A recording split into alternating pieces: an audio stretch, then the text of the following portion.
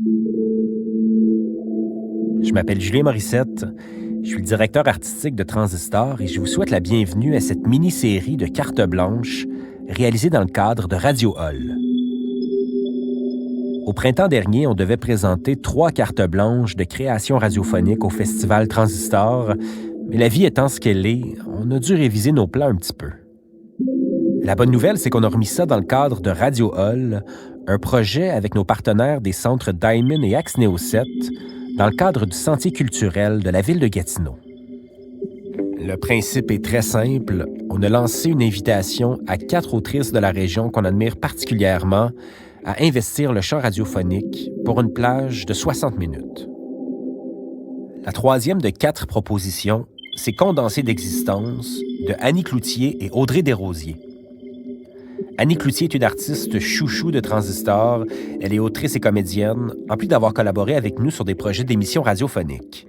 Dans ce petit bijou sonore qui fesse fort, sur lequel elle a travaillé avec le concepteur sonore et musical François Larivière, elle nous présente Audrey.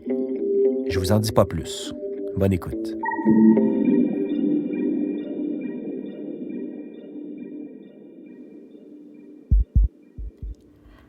Bonsoir. Je me présente, mon nom est Annie Cloutier. Dans la vie, je fais toutes sortes d'affaires. J'écris, je fais du théâtre, j'enseigne le français à des fonctionnaires fédéraux, puis de temps en temps, je fais des gâteaux. Ça, c'est moi, grosso modo. Puis, c'est une moi particulièrement fébrile et émotive qui, ce soir, avec ma grande amie Audrey Desrosiers, vous présente Condensé d'existence. Une rencontre entre elle et moi où nos mots, ceux qu'on lit, ceux qu'on écrit et prononce, tracent le portrait de l'urgence qui nous habite. Parce qu'il n'y a pas de doute, la maison est bel et bien en feu.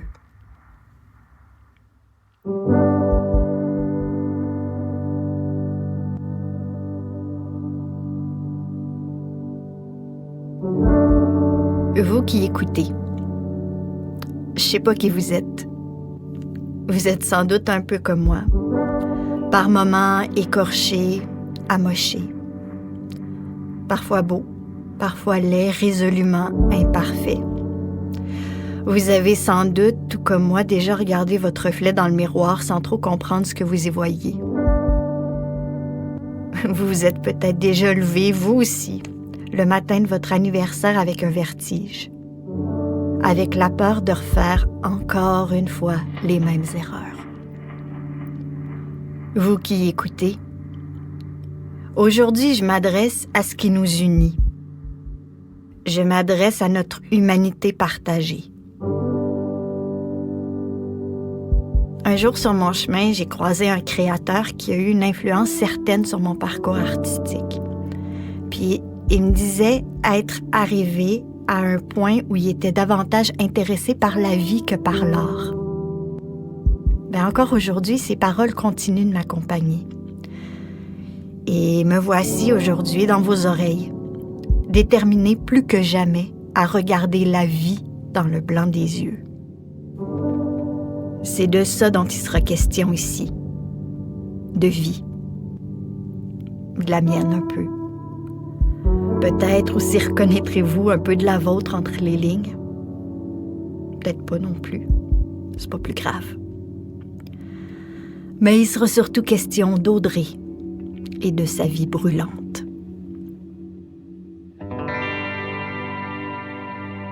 Audrey, c'est ma grande amie. Je dirais qu'un jour, elle m'a choisie. Puis quand Audrey te choisit, c'est difficile de résister. Elle t'emporte, t'emballe. Elle te regarde et te renvoie un reflet de toi-même idéalisé. Comme si sa grande beauté rejaillissait sur ceux qu'elle aime. C'est fort. On s'est rencontrés à Montréal, alors qu'on amorçait des études en critique et dramaturgie à l'UQAM. Études que ni elle ni moi n'avons poursuivies. Rapidement, on s'est liés d'amitié, en buvant des milliers de cafés noirs bien forts. Ça, c'était il y a environ 15 ans. Puis encore aujourd'hui, quand je me retrouve face à elle, je ressens encore le même élan de mes 20 ans. Je retrouve la propension qu'on avait à rêver loud, puis grand, puis gros, puis gras. Entre nous, les très jeunes femmes qu'on était existent encore aujourd'hui, alors que la trentaine nous file tranquillement entre les doigts. Elles vivent toujours, puis en tendant l'oreille comme il faut, on peut percevoir quelques éclats de l'arrogance de leur jeunesse, leur fascination pour le théâtre de Castellucci, leurs larmes en apprenant la mort de Claude Léveillé à la télé, leurs fausses notes en chantant David Bowie dans un karaoké pas propre du village, la gorge décapée par l'acidité des vodka canneberge qu'elle s'était enfilée, leur amour des beaux tricots et des beaux foulards qui annoncent le retour des beaux garçons d'automne qui sentent bon les feuilles mortes.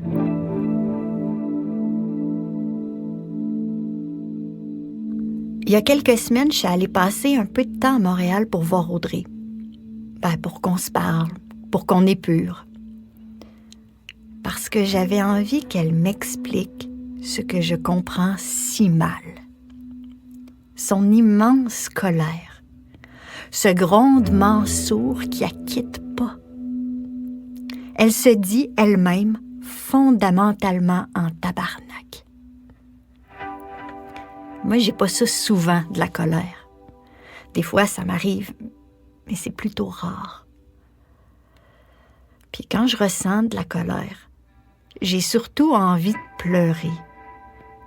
Face à ce qui me heurte, je suis significativement plus triste qu'en colère. Ça faisait partie des choses dont je voulais discuter avec elle. Je suis donc débarquée chez elle avec ma petite valise, puis j'ai posé mes micros et une enregistreuse sur sa table de bois.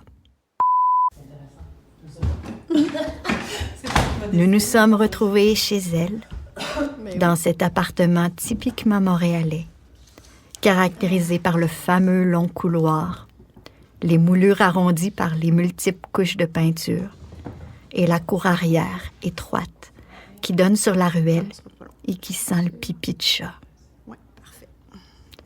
Puisqu'on est dans Hochelag, on profite des avantages du quartier. On prend le téléphone et on se fait livrer de la bière. Moi aussi, je suis contente. C'est le fun. Pour briser la glace, je lui ai demandé de se décrire. Un exercice périlleux. Je suis quelqu'un de créative, d'énervé. Je suis excitée. Je me trouve pas énervée, je m'emballe. Quand je passe quelque chose fort, là. Je suis comme accro à ce qui fait sentir vivante, tu sais. J'ai comme ce tiraillement-là entre je veux voir personne, j'haïs tout le monde, puis j'ai vraiment besoin des humains. C'est beau l'humain, c'est beau la vie. C'est tout croche, ça fait mal. Hostie que c'est beau, j'aime ça les bouts de tout croche, le monde pas de rette, puis quoi d'autre? Je pense que je suis quelqu'un d'empathique et de généreuse. Je pense que j'ai un bon genre d'humour. Enfin, des fois. Rapidement, on est entré au cœur du sujet. On a abordé ce qu'elle affirme elle-même être un aspect fondamental de sa personne, sa colère. Pour mieux comprendre, je lui ai demandé depuis quand elle était en colère, d'où ça venait.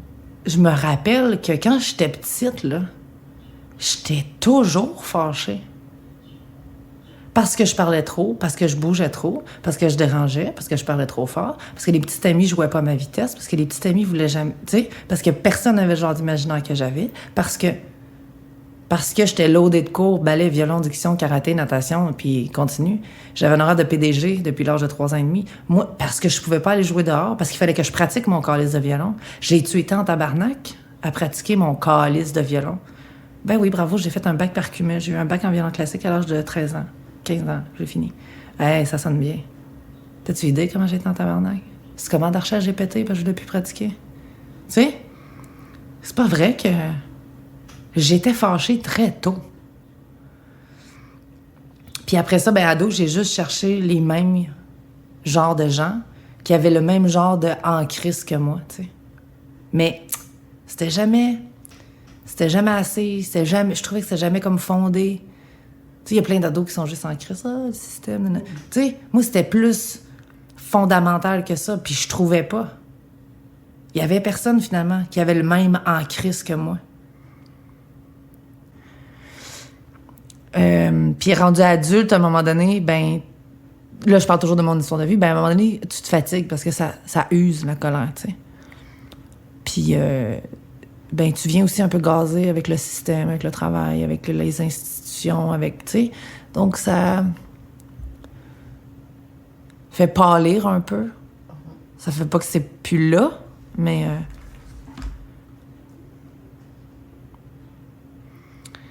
mais c'est drôle parce que là, je travaille avec des ados en trouble d'opposition, puis en trouble grave d'attachement, puis de comportement, puis c'est proche en esti. Puis esti qui ont raison. Puis esti que c'est bon d'être là-dedans, là. Je pense que c'est pour ça que j'aime ça tant que ça, tu sais. Ils ont fucking raison de vouloir crisser le feu. Hey là, faut que j'arrête de dire ça. Mais, tu sais, fait que ça me fait du bien.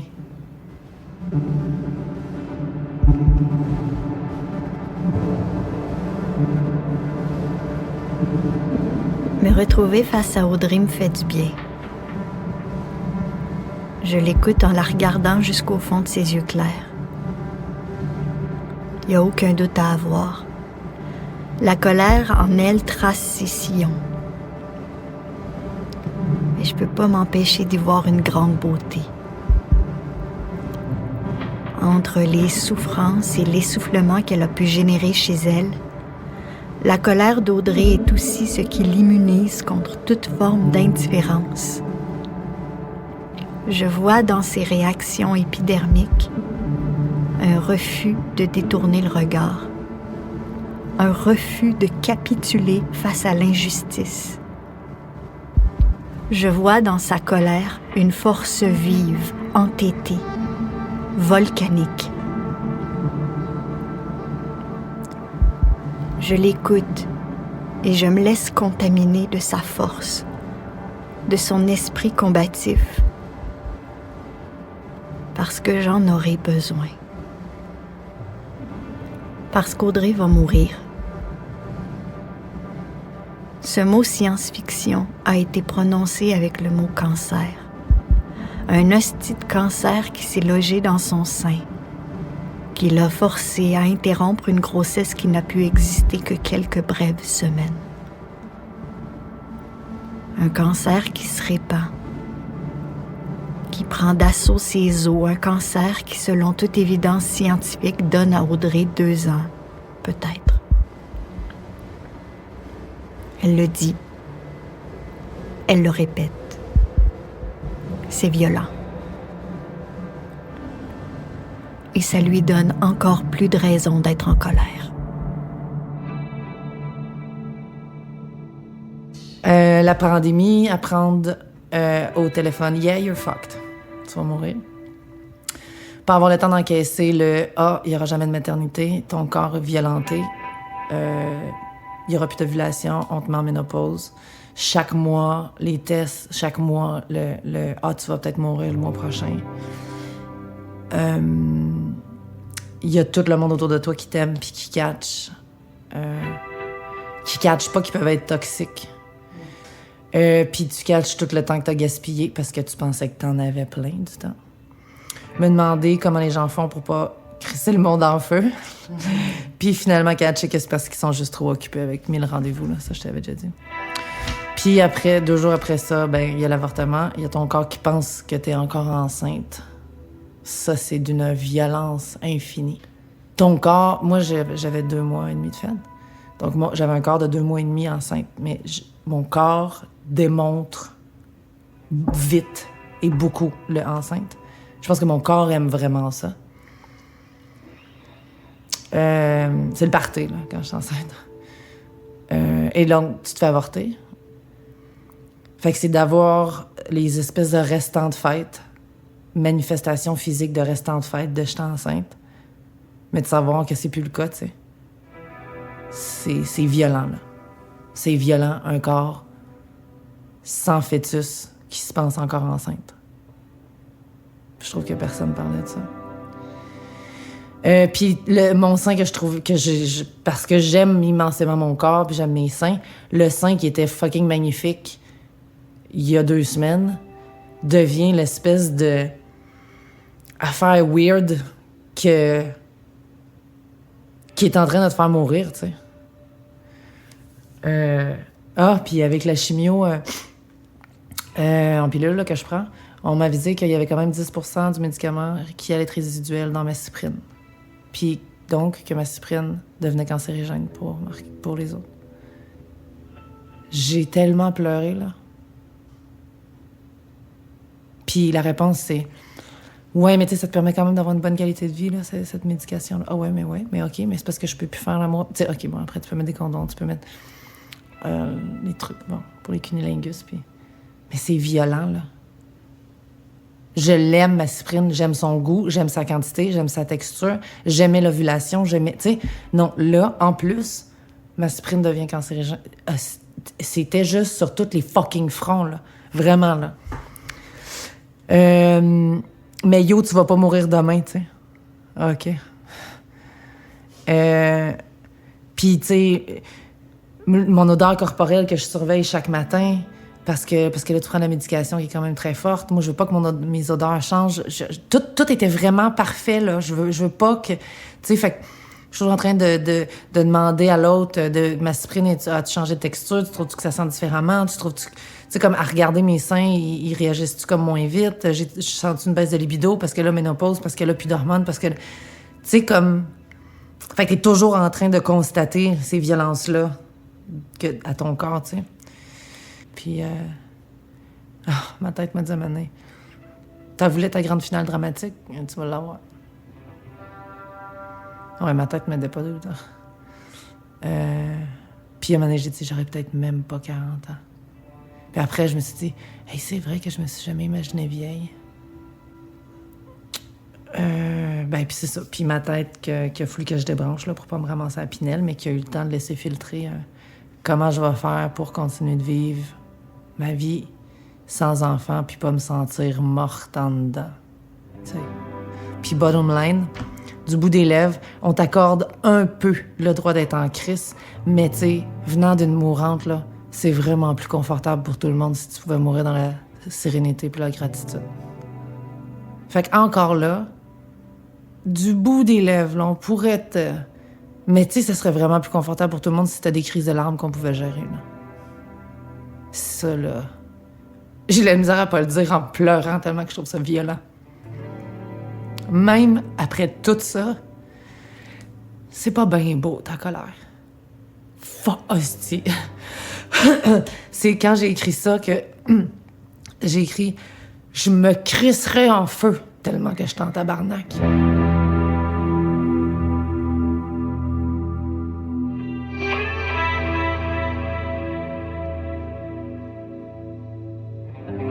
J'entends sa colère. Elle me résonne entre les 2 oreilles. Ça me secoue, ça me vire à l'envers. Puis je peux rien répondre. Je reste silencieuse. De toutes les réactions que j'aurais pu avoir, c'est celle qui me semblait à la fois la plus appropriée et aussi la plus honnête. Je comprends l'ampleur de la colère. Je comprends la mesure de sa réaction.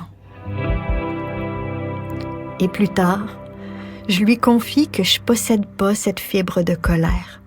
Placée dans la même situation qu'elle, je m'effondrerais sans doute de chagrin. Je chercherais probablement très rapidement à trouver la paix, à accepter mon sort. Elle me dit qu'elle n'est pas surprise. En disant que, par nature, les filles ne ressentent pas de la colère, mais de la tristesse, en les obligeant à garder leur rage pour elles, nous muselons leurs sentiments et leurs exigences et leur ôtons toute valeur sociale. Nommer tristesse ce qui est colère, c'est passer à côté du problème et se décourager d'imaginer la solution. La tristesse va de pair avec la résignation. La colère amène une possibilité d'évolution et de résistance active. Il m'a fallu longtemps pour le comprendre, Mais les gens qui disent « vous avez l'air très en colère » sont aussi ceux qui n'auraient jamais l'idée de demander pourquoi. Ce qui les intéresse, c'est le silence de leur interlocutrice et non le dialogue. Une société qui ne respecte pas la colère des femmes ne respecte pas non plus les femmes en tant que personnes intellectuelles, sachantes, participantes actives, citoyennes.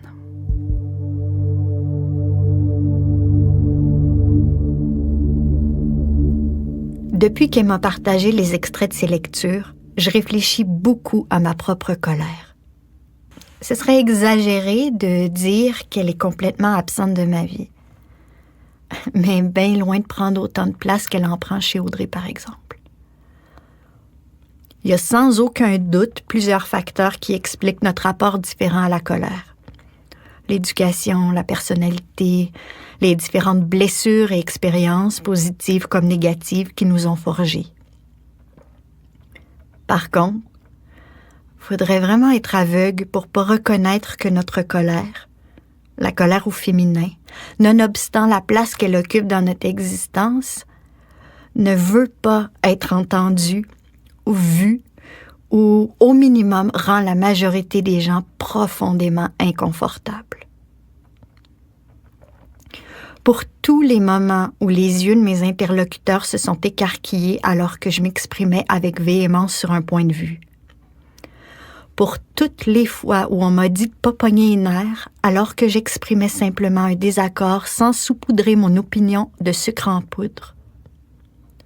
Pour toutes les fois où j'ai eu ce nœud dans la gorge et des larmes qui remplaçaient mes mots, je dis « Ouais, c'est vrai. On veut pas voir ma colère. » Et je redépose mon regard sur Audrey et je ne peux qu'imaginer le feu qui rage en elle, alors qu'un pan si important de son être est constamment étouffé.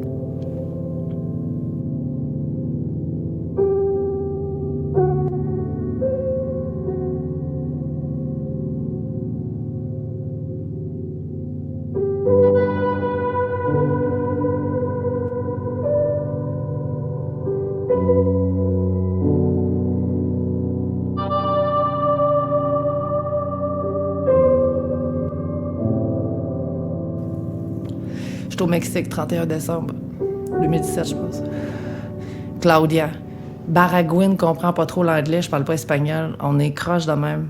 Je l'adore, cette petite-là. Elle était couchée dans ma valise de char pour que je suis partie quand je suis partie. C'est qu'on s'aimait fort. Puis on parlait de résolution, puis de l'année, puis... Encore une fois, je redatais mes histoires de « là, cette année, je veux faire mes projets, nanana ». Puis elle dit « mais pourquoi t'en fais pas du théâtre? » J'ai dit, puis là, je raconte comment ça s'est passé, l'École nationale, ça marche pas, tu feras pas mise en scène, bref. Blablabla. Puis j'ai dit, ça me fait vraiment de la peine, j'aurais vraiment voulu faire ça fort. Elle dit, oh, avec ses petits yeux, but did you try? Je me suis effondrée. But did you try? Bref, fait que là, quand je racontais ça à un ami, là, 3 semaines. Puis là, l'ami dit « Oui, mais t'as vraiment changé plein de vies, c'est beau ce que tu fais en zoothérapie, tu sais, t'es vraiment important. » Mais je m'en calisse, là. Tu peux pas savoir comment. Pas à propos des autres, là. C'est à propos de moi, là. OK, j'ai l'impression que je vendais pas mon âme pour une job à une grosse corp, machin, puis je faisais quelque chose qui faisait une différence. C'est pas de ça que je te parle, là. Les gens sont inconfortables quand t'exprimes des regrets. Ça m'a mis en tabarnak, là, fort. Hey, veux-tu me laisser dire que je regrette les choix de vie que j'ai faits? Je peux-tu avoir ce bout-là? C'est pas pire en esti? Ben non. La phrase commençait de même. Ben non. Hey, ben non, c'est beau ce que t'as fait. Hey, pense à tout. Les deuxièmes cognés dans le milieu de la face. Ah ben ok, d'abord. Hey, ben ça va. Hey, une chance que tu m'as dit ça, ça va tellement mieux.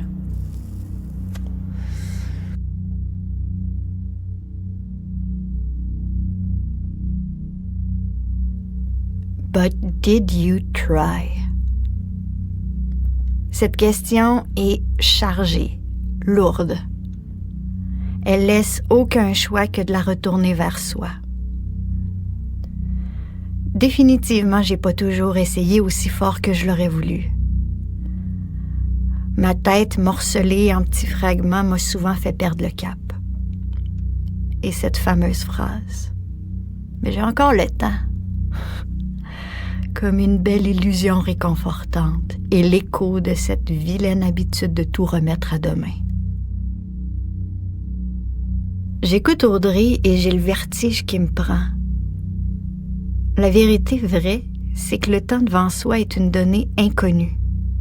Pour tout le monde. Cancer, pas cancer. Pour une raison qui m'échappe, ça m'angoisse pas vraiment de savoir que tôt ou tard, le temps me manquera. Mais ce qui m'angoisse, c'est de sentir que le temps est gaspillé, que le futile l'emporte si souvent sur l'essentiel. C'est difficile de nourrir aucun regret. Puis j'arrive jamais à croire ceux qui affirment n'en avoir aucun.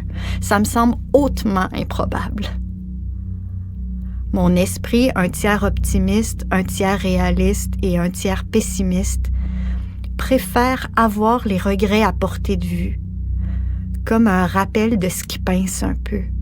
Question d'éviter de répéter le cycle. En fait, je reformule. Question d'essayer d'éviter de répéter le cycle. Mais surtout question d'être sensible à ce qui constitue nos réels désirs, notre nature profonde. Tu sais, ça remet en question parce que je me pensais plus fine que tout le monde, parce que j'ai une business, parce que j'engage des filles, parce que je suis indépendante, j'ai été élevée par une mère féministe, moi je suis pas dans le système parce que j'ai créé ma propre... Tu sais, j'ai fait des trucs qui s'étaient jamais fait avant au Canada parce que, tu sais, je suis comme leader dans ce que j'ai décidé de faire comme job. Mais cette blague, tu sais, que j'ai faite là, les 10 dernières années, j'ai travaillé. C'est un constat complètement dévastant, tu sais. Tu sais, l'affaire que je jugeais puis que je suis donc bien pas dedans, là. Mais c'est ça que j'ai fait, tu sais. Fait qu'après ça, ben, ça remet en question les choix que t'as faits, les choix que t'as pas faits. Ne pas faire le choix, c'est un choix, tu sais.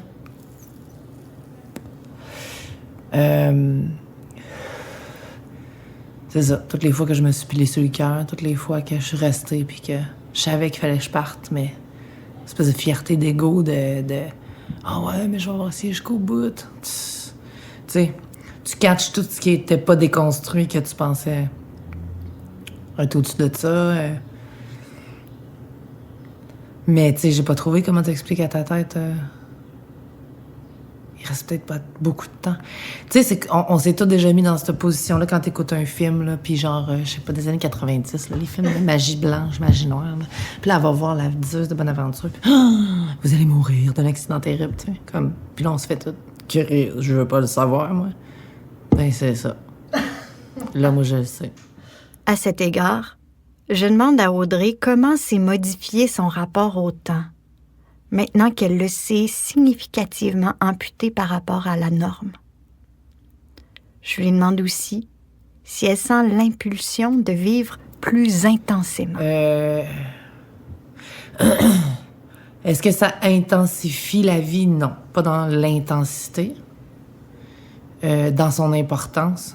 Allô? À coup de fucking 2 par 4 d'en face. Puis le temps de niaiser, là. C'est drôle parce que longtemps dans ma vie, jusqu'à peu près l'âge de 32 ans, j'ai dit, moi, je suis née en retard. J'ai toujours peur de manquer. Même quand j'étais petite, toujours la dernière couchée, la première levée, peur de manquer quelque chose, toujours, tu sais. Après, c'est mélangé aussi avec le fait que je suis un enfant unique, là. Tu sais, mais... Puis à un moment donné, ça s'est calmé. Fait que je me suis dit, ben, c'est peut-être ça vieillir, finalement. Tu sais, calmer un peu la patente, puis on va prendre le temps de faire les affaires, là. Arrêtez de tout faire vite. Puis j'ai eu la phrase, finalement, il y a 3 semaines, ben, j'ai toujours eu l'impression que je vais manquer de temps, maintenant je sais que je vais en manquer. Fait que t'adresses ça comment, tu sais? Comment t'expliques ça à ton cerveau? que... Ben, il faudrait peut-être que tu speed up un peu, là. Coupe d'affaires.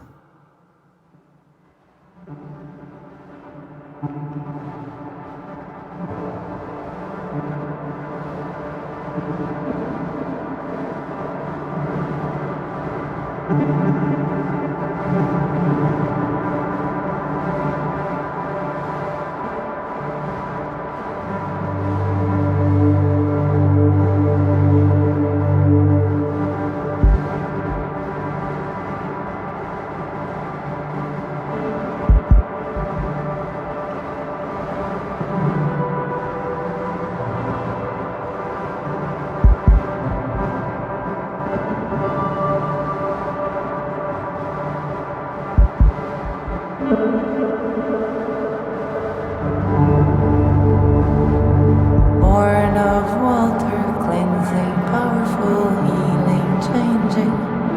I am.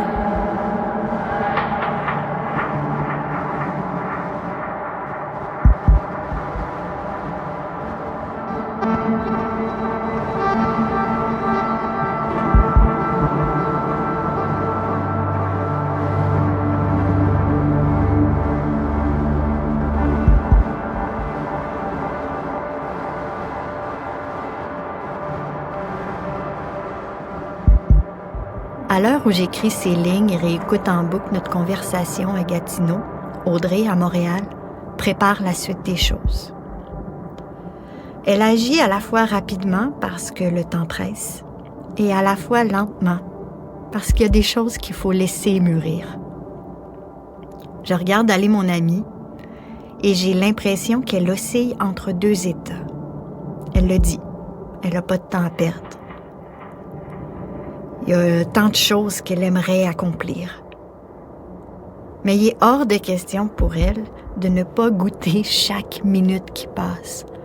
Hors de question de céder à la frénésie insensée qui nous gouverne trop souvent.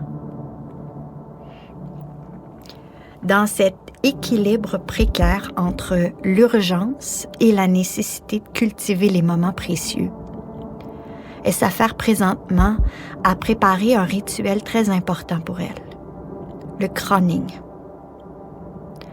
C'est un rituel qui est présent dans plusieurs traditions et spiritualités. Il vise en fait à ce que les femmes du clan soulignent le passage d'une des leurs dans ce que certains nomment les lunes blanches, c'est-à-dire la troisième et dernière phase de la vie. La première phase correspond à l'enfance et à la vie de jeune fille. La seconde phase à la vie de femme, à sa période de fertilité et de productivité. Et la troisième et dernière phase de la vie correspond à un âge de sagesse, où on est libéré de certains impératifs de production, de séduction, et on peut donc accéder à la sagesse. Le début de cette phase-là est normalement marqué par l'arrivée de la ménopause, plus ou moins. Pour Audrey, c'est nécessaire de vivre ça.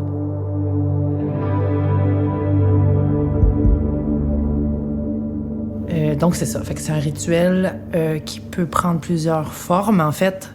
Formes que j'ai pas encore eu le temps de bien sélectionner pour mon rituel qu'on veut faire.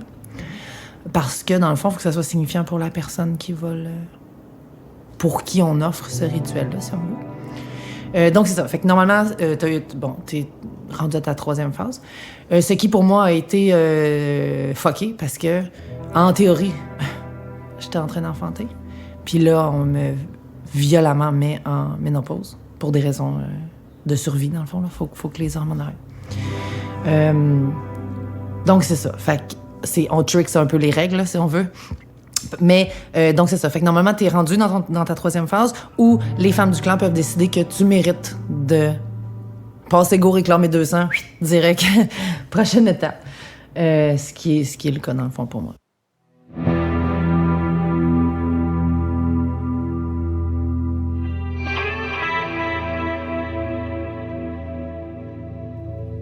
Dans quelques jours, je serai présente pour accompagner Audrey dans ce rituel hautement symbolique, en compagnie d'autres femmes et hommes importantes et importants dans sa vie.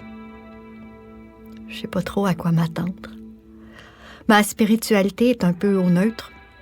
Il y a des années que j'ai pas mis les pieds dans une église. Je m'en porte pas plus mal. De temps en temps, j'essaie de méditer, ça marche pas fort. Je me dis qu'un jour, ça me reviendra peut-être, cette envie d'explorer plus en profondeur cet aspect de mon être.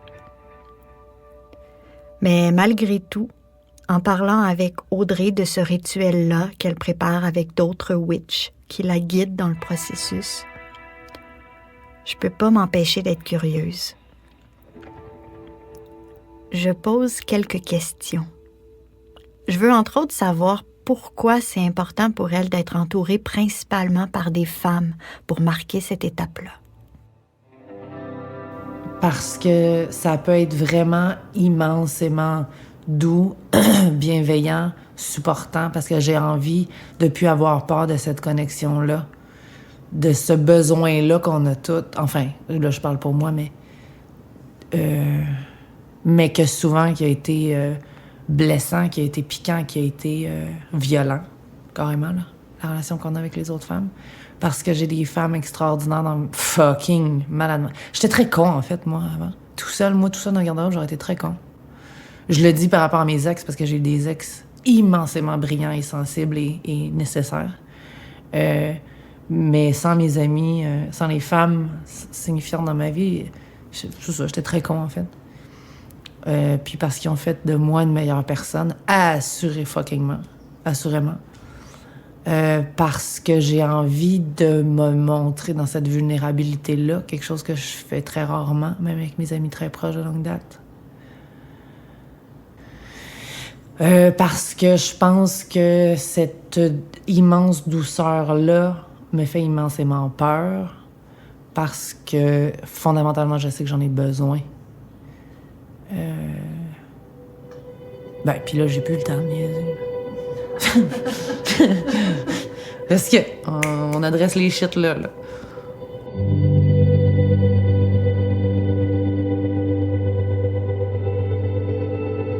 Elle me raconte alors cette expérience qui l'a en quelque sorte transformée, qui l'a rendue plus sensible et ouverte à la force, à la douceur que peuvent générer les femmes entre elles. J'avais fait un rituel à un moment donné avec une de mes amies witch qui était à propos du féminin sacré, puis avec du cacao sacré. Puis il y avait eu un chant incroyable qu'elle avait commencé à cappella le temps. On était une centaine de femmes. Puis il fallait toutes se faire servir le cacao chaud. Donc c'est assez long quand même. On y va toutes une par une. Puis pendant donc le service de ça, elle s'était mis à chanter a cappella. Puis elle demandait au fur et à mesure que vous reprenez vos places, si ça vous tente, embarquez avec nous, tu sais. Puis c'est gênant, puis tu connais personne, puis on est toutes self-conscious, puis tu sais, bon. Autant triste que parfois ça peut être plein de femmes ensemble dans un même lieu, là.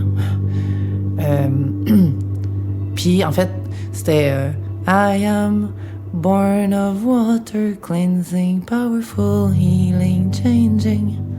I am born of water, cleansing, powerful, healing, changing.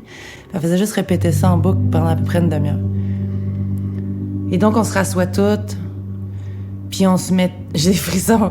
Puis on se met toutes à chanter ça. Puis là, il y a 100 femmes qui chantent ça.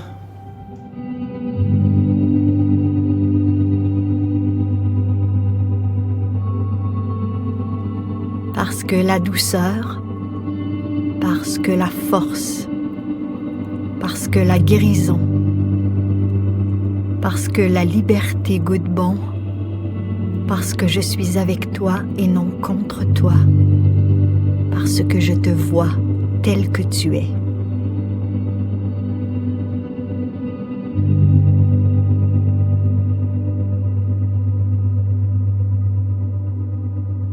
Un peu plus d'1 mois après nos entretiens, j'ai eu envie de parler à nouveau avec Audrey, de prendre le pouls de ce qui avait changé, de ce qui s'était déposé en elle.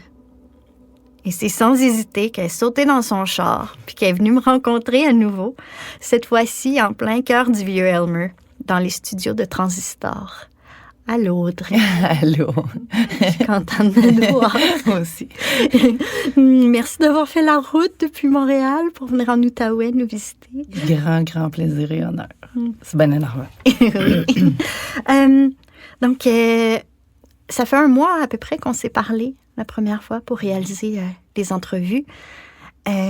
J'aimerais savoir, aujourd'hui, depuis ce temps-là, qu'est-ce qui se passe pour toi en ce moment et qu'est-ce qui s'est transformé depuis?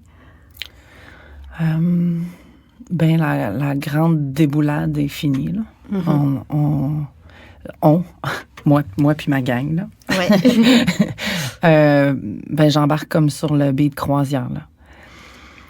Donc, ça va, tu sais, je suis pas obligée de m'accrocher. Ils vendent un peu moins fort. OK. Ouais. C'est un peu le feeling, comme... Je l'ai faite. On l'a senti passer, celle-là. Hein? Ouais. Non, c'est ça. Donc là, c'est moins essoufflant, c'est un peu moins épeurant. En fait, c'est que j'ai développé des skills de déni assez raffinés. Ouais, j'ai juste décidé que je mourrais plus. C'est plus dans le programme. OK. Mais des fois, il y a mon cerveau qui fait... Tu sais, j'ai des petits rappels, là, quand même. Donc, c'est ça. J'arrive à juste, comme... laisser passer, puis laisser couler, pleurer, puis après, c'est vraiment correct. Je fais « Hey, ça mérite un autre café, ça! » J'ai modifié mon intitulé par une fille qui a encore soif puis qui essaie de mourir à tue-tête. Oh, c'est beau. C'est fucking beau. Oui. J'ai comme décidé que c'était ma nouvelle définition, ça. En ce moment, tu prépares ce que tu appelles ton crowning, qui est ce rituel-là dont j'ai parlé un peu plus tôt. Et j'aimerais savoir, quand on s'est parlé la dernière fois, c'était encore abstrait, ce à quoi ça allait ressembler pour toi. Mm-hmm. Aujourd'hui, ça approche, là, c'est dans 1 semaine, plus ou moins. Ouais. Qu'est-ce que tu prépares? Comment tu te prépares à ça? En fait, c'est intéressant parce que quand j'ai parlé à la witch qui va officier, je ne sais pas trop si on peut dire officier, là, mais qui va guider cette cérémonie-là, ça a comme ouvert la porte du travail que j'avais à faire puis des réflexions que j'avais à faire pour choisir ce qui filait right en dedans, ce dont je voulais meubler comme cette cérémonie-là. Puis là, la porte s'est jamais refermée. Donc, puis c'est comme du gros travail. Tu sais, c'est pas ordinaire, là. Rappeler le pouvoir à toi de tous ces moments-là de ta vie où t'en as pas eu de pouvoir, où on te l'a volé, ce pouvoir-là. De ramener les fils qui te lient parfois encore à certains nœuds relationnels. Ben, tu sais, ça exige beaucoup de comme clarté, mais de conscience émotionnelle, puis d'espèce de bilan de... Puis tu sais, c'est pas comme... tu vas pas le faire 2-3 fois, là. C'est un one-shot deal, là. Fait que c'est comme vraiment gros, c'est sérieux. Donc, parce que chacune des phases de ma vie de femme va être célébrée, immanquablement, il y aura un rituel par rapport à la non-maternité pour l'enfant récent, en tout cas, l'enfant non-né. Ça va être un rituel, une cérémonie avec 5-6 rituels, en fait, très doux, dans l'amour, mais je pense avoir réussi à trouver les symboliques nécessaires pour guérir ou enfin venir mettre un peu de miel et de velours sur des plaies ou des regrets ou enfin, tu sais, des rêves qui pourront pas nécessairement prendre forme comme je l'aurais souhaité à la base. Ouais. Donc, il y aura... Ce sera dans la douceur. Ouais. Ma question suivante, c'est qu'est-ce que tu espères tirer de ce rituel-là après? Quel est l'objectif du rituel? Ben, je trouve ça beau parce que celles et ceux qui vont accepter de venir pour ça, c'est comme dans la vie, là, l'affaire la plus difficile pour moi, là, c'est de demander de l'aide parce que non, je suis donc bien capable de ça. Tu sais, moi, je suis plus fan que tout le monde. Ça, c'est un fait. Ce qui m'a pas toujours servi, on s'entend-tu? Puis là, c'est comme la plus grande demande de « Hey, gang, vous êtes vraiment important dans ma vie. Puis là, je vais avoir vraiment fucking besoin d'aide. » Ben, je serai là. Donc, Audrey, lors de nos conversations au mois de juillet, en réécoutant les enregistrements, je me suis rendu compte que j'avais pas beaucoup parlé. Puis c'était un peu ça l'objectif. Je voulais t'entendre, te poser des questions. Puis c'était difficile pour moi d'ajouter quelque chose. Dans le fond, que j'aurais pu dire. Je cherchais là, vraiment dans ma tête, dans tout le vocabulaire, dans toutes les belles expressions toutes faites que je possédais, puis il n'y avait pas grand-chose à dire. J'ai opté pour le silence. Puis ce qui m'a frappée en réécoutant, c'est que, le silence était fort, il était habité. Puis les silences étaient, à mon sens, importants dans cet échange-là qu'on a eu ensemble.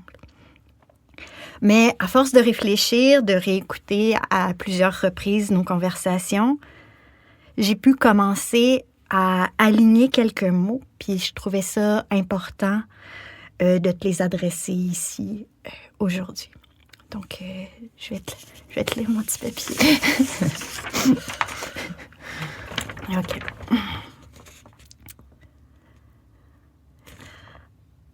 Audrey. Ma belle amie Audrey.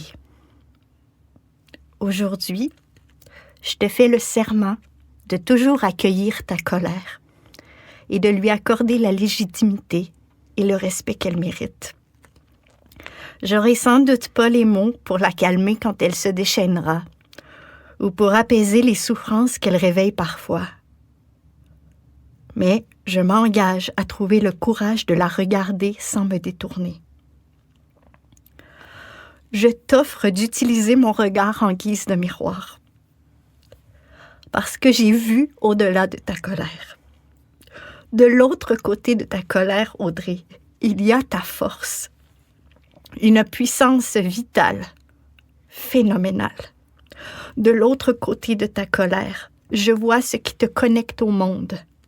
Ton humanité inaltérée. Et dans ta colère, je vois une réaction visant à protéger cette humanité contre tout ce qui en menace l'intégrité. Je ne peux effacer tes regrets. Je ne pense pas qu'il faille les effacer non plus. À mon sens, les regrets agissent comme témoins du passé et nous indiquent ce qui a de la valeur à nos yeux. En ce sens, des minutes qui nous sont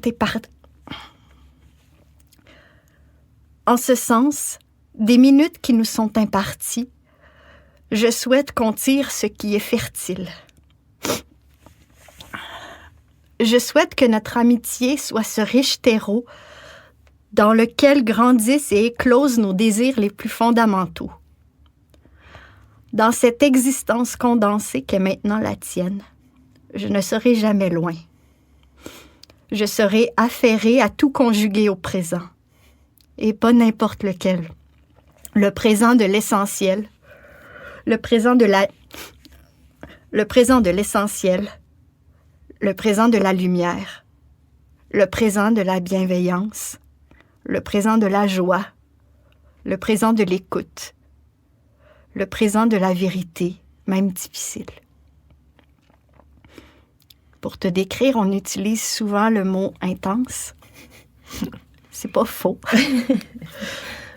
Mais le mot que je trouve le plus juste, c'est « entière ». Tu aimes d'un amour total. Tu détestes parfois sans demi-teinte. Tu travailles souvent jusqu'à l'épuisement. Tu célèbres jusqu'à l'extase. Tu n'acceptes pas l'hypocrisie. Tu donnes sans compter. Tu te donnes.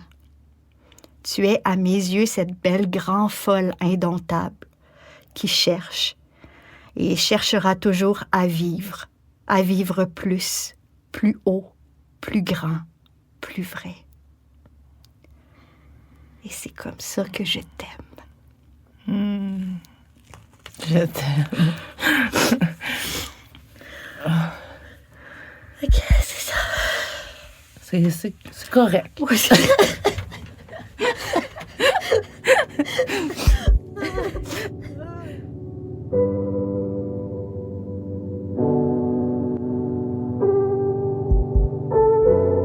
À vous qui écoutez, merci d'avoir été là. Ce que vous venez d'entendre est né dans l'urgence.